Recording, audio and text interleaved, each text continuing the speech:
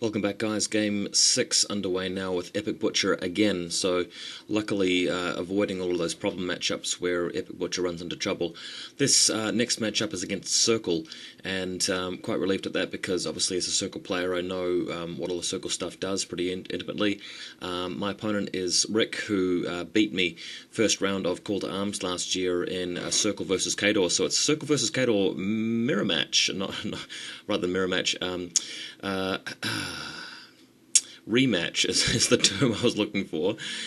But this time, of course, I'm playing Kador and he's playing eKaya, and I've got eButcher this time. So looking to be quite a good draw here because it's sacrifice. All I've got to do is just run into that zone to the left and sacrifice some of the Doom Reavers to the flag to the right.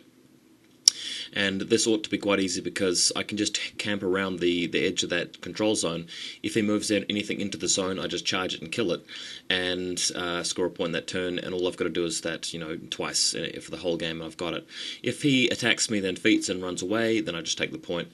So really, really bad matchup for Rick. His other list was Grail, and I think he probably should have gone for Grail because, Grail had a lot of infantry. There's probably an outside chance that he might have got really lucky and actually taken out quite a lot of Doom Reavers with his Reavers and Wolves, and use Grail to actually kill some of them too. But we'll see how it goes. Next image, here he is. He's got Pureblood, Gnarlhorn, Stalker, Gorax, Laris, obviously with eKaya, Wilder, Druids without the UA, single unit of stones with the UA. Yeah, great list. I'd play this list. The Gnarlhorn helps the threat range a little bit, but personally, I think if I was to play this, I would have, in fact, my own eKaya list that I was going to bring down, I think was going to feature 2 Stalkers and a Pureblood, and I was going to drop the UA from the stones, or that of the Wilder, but I had a slightly different list than what he's running.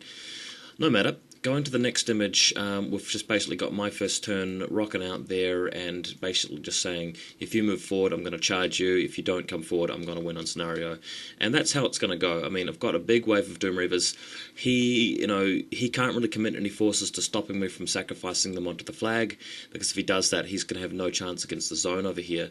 So just keeping it back with Butcher. Obviously, don't want to get assassinated either. He could always send a Stalker or eKaya herself right into Butcher and kill him, but I'm aware of what his threat ranges are, having played that list so many times, so I'm keeping Butcher back. Next image, his Pureblood moves up next to a wall and uses his spray hail to kill a couple of the Doom Reavers that are sent up fairly forward, and that's, that we can't start scoring until the end of his second turn, so I'm going to have to wait around a little bit, so it'll give him a little bit of a time to think of what to do. Next image, he's run forward with or charged forward with the Stalker. Very risky move because he's used the Gorax. He's used the Gnarlhorn's Animus on him first. Then he's run forward, and then the Stalker himself is actually putting Lightning Strike on him, and is going to kill the 2 Doom Reavers and move back. Now, of course, if I pass my tough rolls here, he's stuck. His Stalker can't move at all, and I'll just kill him straight away. What I would have done had I been him is I would have actually used Kaya to put, or even the Wilder to put the Stalker's own Animus on himself and then just charge. He still would have been in range and just used all his Fury to cut down the Doom Reavers without using Berserk. And once he got to the last guy, just cast Lightning Strike then, and then buy a couple of attacks on him to kill him that way, and I think that would have worked out a lot better. But nevertheless, going to the next photo, he succeeds, kills both Doom Reavers and sprints back, so not too concerned about losing those 2 guys, because next turn I'll really be able to get up in his grill.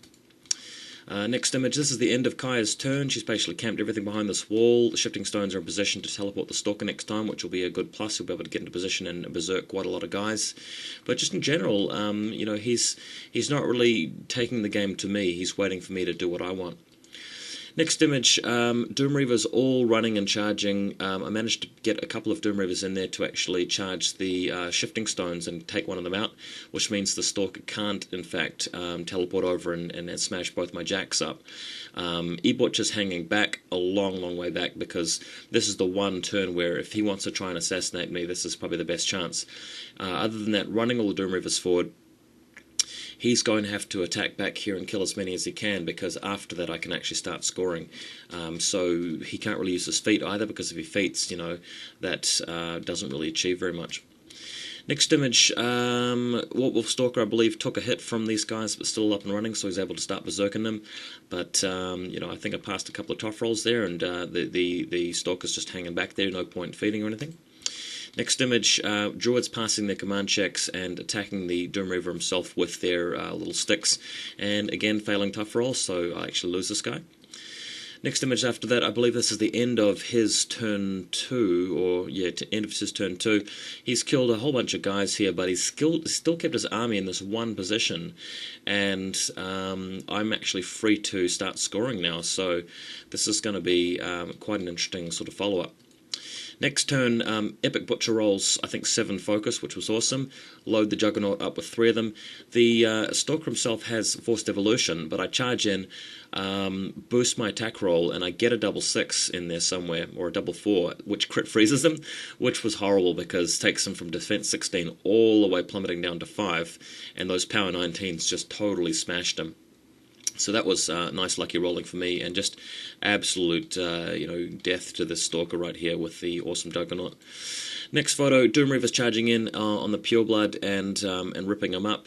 Pretty decent rolling there, 50-50 chances to kill him, and I think I managed to do quite a lot of damage to him. Yeah, I think I did kill him in the end.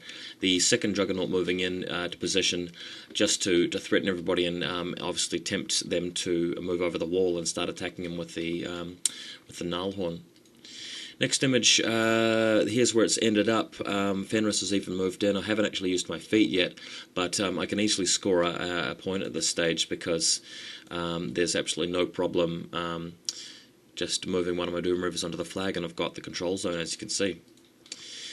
Next image, Gorax charges in here at Fenris and starts mauling him, and doesn't quite wipe him out, but doing quite a lot of damage there with Primal in the midst of those Doom Reavers also. Next image, you've got my little unit of red Doom Reavers here without the UA. These are actually my own models, working on my own KOMMANDER army, like a small, I mean not a serious one, but they're down to 5 members because one of them's already been sacrificed onto the flag in my previous turn there. So next image, he does indeed move the Gnarlhorn over the wall onto the objective to start hacking at my Juggernaut. He's got Forced Evolution and Primal, so in fact doing a lot of damage to the Juggernaut, and you know, with 3 attacks plus 4 board attacks, easily crushes him. So that's a little bit of a minor setback there, losing one of my jacks, and of course I'll have less guys to go in there and actually wipe out the Gnarlhorn himself. So next image, Epic Butcher rolls up, I think, 5 focus for the turn.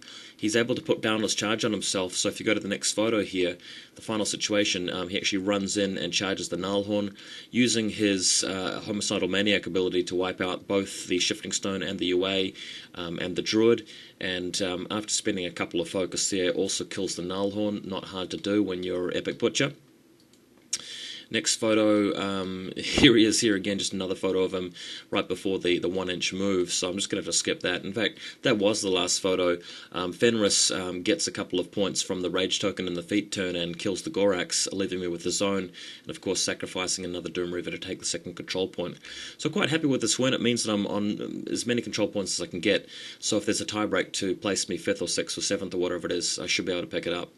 Thanks for watching this one, guys. A nice brutal Epic Butcher game. On to the lucky last 7th game very shortly. See you soon.